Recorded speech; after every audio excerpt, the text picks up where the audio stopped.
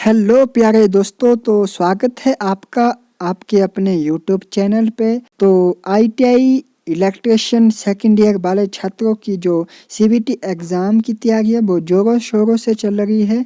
तो आज ये चौथी क्लास है। इससे पहले हमने 3 क्लासें कंप्लीट कर दी है इलेक्ट्रिशियन ट्रेड थ्योरी की। तो हमने एमसीक्यू की जो सीरीज क्लासें लगा रहे हैं, तो इसके साथ हमने इलेक्ट्रिशियन ट्रेड थ्योरी की भी बेसिक क्लासें स्टार्ट कर दी है। तो आप उन वीडियो को देखें जो ये सीबीटी एग्ज़ाम एमसीक्यू सीरीज की क्लासें चल रही है। ये वही क्वेश्चन है जो पेपर में आएंगे, एग्ज़ाम में आएंगे, जो पिछली साल भी इन्हीं में से आए थे क्वेश्चन। तो आपका ज़्यादा समय ना लेते हुए आज की क्लास को शुरू करते हैं।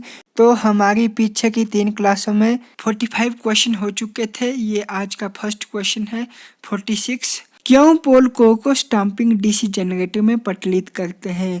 पोल कोर को लेमिनेटेड क्यों करते हैं? स्टाम्पिंग का मतलब क्या होता है आपको पता है? लेमिनेट करते हैं छोटी छोटी पत्तियों से।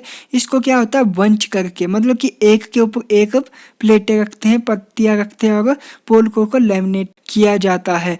तो इसमें क्या बोला है, क्यों किया जाता है लेमिनेट?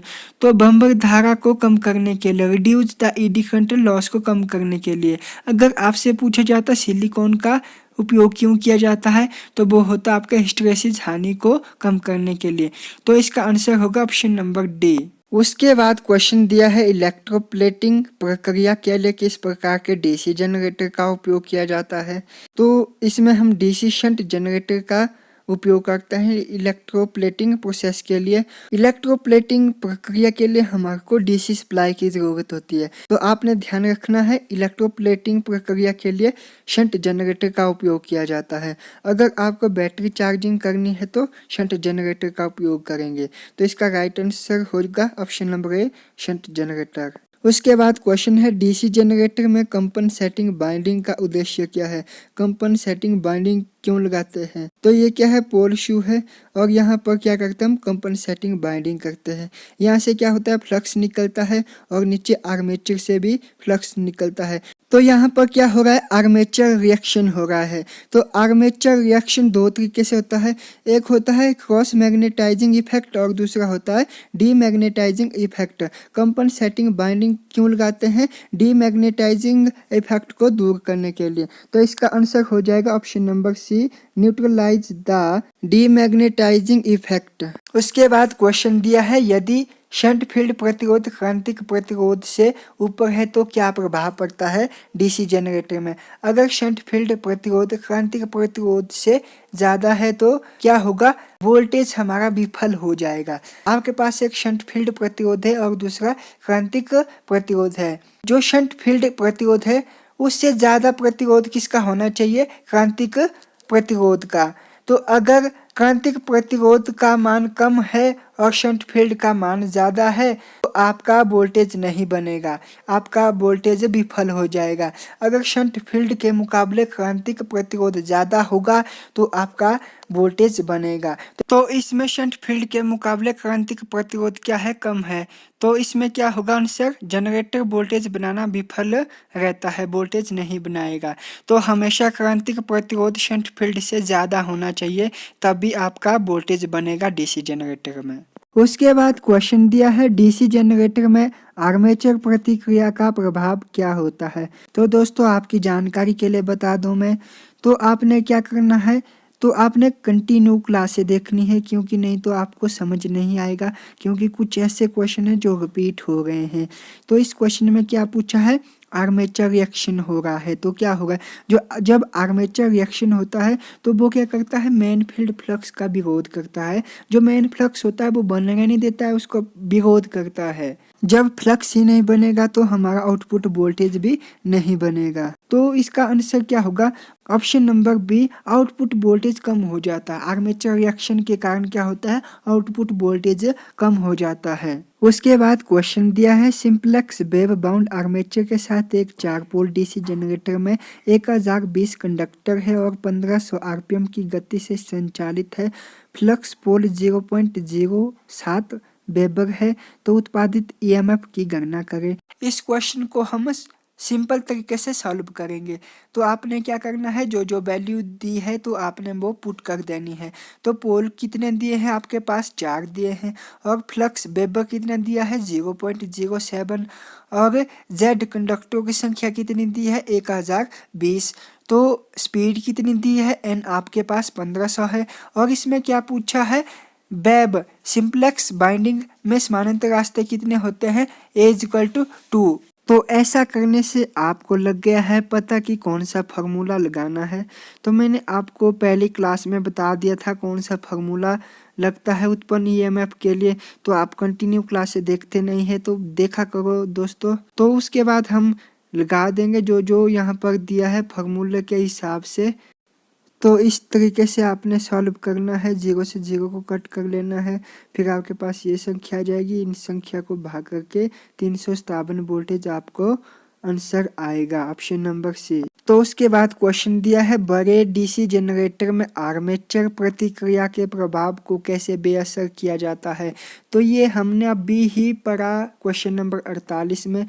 तो इसका आंसर आपने ही देना है। तो आर्मेचर रिएक्शन के प्रभाव को कैसे बेअसर किया जाता है, तो आपने इसका आंसर कमेंट बॉक्स में करना है। तो नेक्स्ट क्वेश्चन है, डीसी जनरेटर में क्या प्रभाव होता है अगर इसे लंबे समय तक बंद रखा जाए। तो मैंने पहले भी आपको बता दिया था कि अगर डीसी जनरेटर लंबे समय तक बंद रहता है तो वो अपने अपशिष्ट चुंबकत्व को खो देता है, या उसको एंटी क्लॉकवाइज घुमाया जाए तो तब भी क्या करता है, अपने अपशिष्ट चुंबकत्व को खो देता है। तो इसका आंसर क्या होगा, ऑप्शन नंबर डी, अपने अपशिष्ट चुंबकत्व को खो देता है। उसके बाद क्वेश्चन दिया है, 4 पोल डायनेमो के प्रेरित ईएमएफ की गणना करें। आरपीएम 1000 और लैंप बाउंड और कंडक्टरों की कुल संख्या 600 है और फ्लक्स पोल 0.064 वेबर है। तो आपने क्या करना है, जो वैल्यू आपके पास दिखाई दे रही है, जो दी हुई है, तो उनको इनपुट करना है और फार्मूला लगा के इसका आंसर निकाल देना है। तो इसका आंसर आएगा 640 वोल्टेज। उसके बाद क्वेश्चन है, यदि मुख्य क्षेत्र का प्रभाव डीसी जनरेटर में विकृत हो जाए तो प्रेरित ईएमएफ पर क्या प्रभाव पड़ता है। क्या पूछा है यहाँ पर, डीसी जनरेटर का मेन फील्ड फ्लक्स डिस्टॉर्ट हो जाता है तो क्या होता है, हमारा प्रेरित ईएमएफ घटता है। वो ना तो शून्य होता है, ना ही कोई बदलाव होता है, ना प्रेरित ईएमएफ बढ़ता है। तो यहाँ पर ईएमएफ डिक्रीज होता है, घटता है। क्या हो रहा है यहाँ पर, मेन फ्लक्स से डिस्टॉर्ट हो रहा है। Option number B is right. चलिए नेक्स्ट क्वेश्चन है, डीसी जनरेटर के ब्रश में भारी स्पार्किंग का कारण क्या है।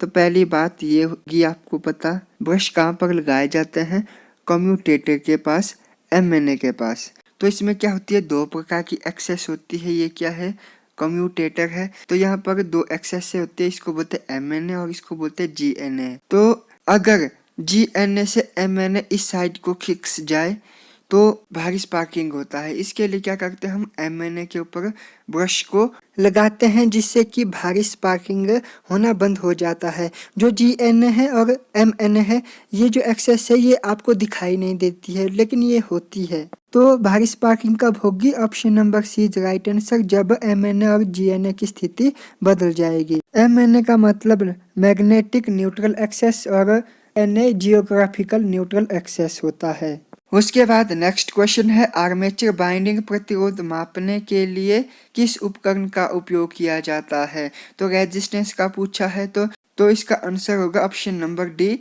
Kelvin bridge. इसका उपयोग क्या करते हैं, निम्न प्रतिरोध को मापने के लिए किया जाता है। इसमें आर्मेचर बाइंडिंग का रेजिस्टेंस बताया है तो केल्विन ब्रिज से हम मापेंगे। अगर आपसे यहाँ पर पूछा होता कि जो आर्मेचर बाइंडिंग है उसके ऊपर जो इंसुलेशन किया जाता है उसका रेजिस्टेंस पूछा होता तो मेगा का उपयोग करते हैं। इंसुलेशन मेगा ओम में होता है। तो इसका राइट आंसर होगा ऑप्शन नंबर डी, तो जो आर्मेचर बाइंडिंग का रेजिस्टेंस है वो निम्न रहना चाहिए। तो नेक्स्ट क्वेश्चन है, शॉर्ट और ओपन सर्किट के लिए आर्मेचर बाइंडिंग का परीक्षण करने के लिए किस उपकरण का उपयोग किया जाता है?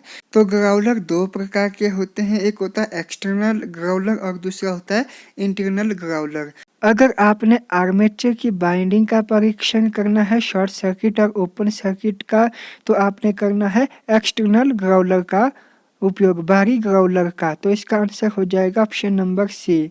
इंटरनल ग्राउलर का उपयोग कहाँ किया जाता है, इसके ऊपर 2-3 क्वेश्चन है, तो वहां पर हम उसकी डिस्कस करेंगे। उसके बाद नेक्स्ट क्वेश्चन है, डीसी मोटर की गति नियंत्रण विधि का नाम क्या है? आपके पास फिगर दिया है, किस मोटर का दिया है? तो ये है आपकी सीरीज मोटर। आप कैसे पहचानेंगे? यहाँ पर क्या की है, सीरीज बाइंडिंग की है। तो मैंने आपको बता दिया था सीरीज बाइंडिंग में कम टर्न और मोटी तार का उपयोग करते हैं। तो इसमें पूछा है जो डीसी सीरीज मोटर है उसकी गति को आपने नियंत्रण करना है, तो किस विधि का उपयोग करेंगे? ऑप्शन दिया है फील्ड डाइवर्टर विधि, फील्ड टेपिंग विधि, वोल्टेज नियंत्रण विधि, तो आर्मेचर डाइवर्टर विधि। तो आर्मेचर डाइवर्टर विधि का उपयोग करते हैं हम सीरीज मोटर की गति नियंत्रण करने के लिए। दोस्तों, अगर आपसे पूछा जाएगा कि डीसी सीरीज मोटर की गति नियंत्रण कितने मेथड से किया जाता है, तो वो इन 5 तरीकों से किया जाता है। तो इसका आंसर होगा option number D, armature diverter विधि। तो दोस्तों चलिए, ये आज का लास्ट क्वेश्चन है। क्वेश्चन दिया है, डीसी फील्ड कॉइल के लिए किस बाइंडिंग तार का उपयोग किया जाता है? Used for DC field coil, तो उसमें उपयोग किया जाता है super enamelled copper wire. Option number A is right. तो दोस्तों, आई होप आपको वीडियो अच्छी लगी होगी, तो वीडियो को लाइक कीजिए, शेयर कीजिए। अगर आपका कुछ डाउट है तो आप कमेंट में कीजिए, और तो हम आपके कमेंट को देख के आपके डाउट को क्लियर करेंगे। दोस्तों, चैनल पर न्यू है तो चैनल को सब्सक्राइब कीजिए। Thank you.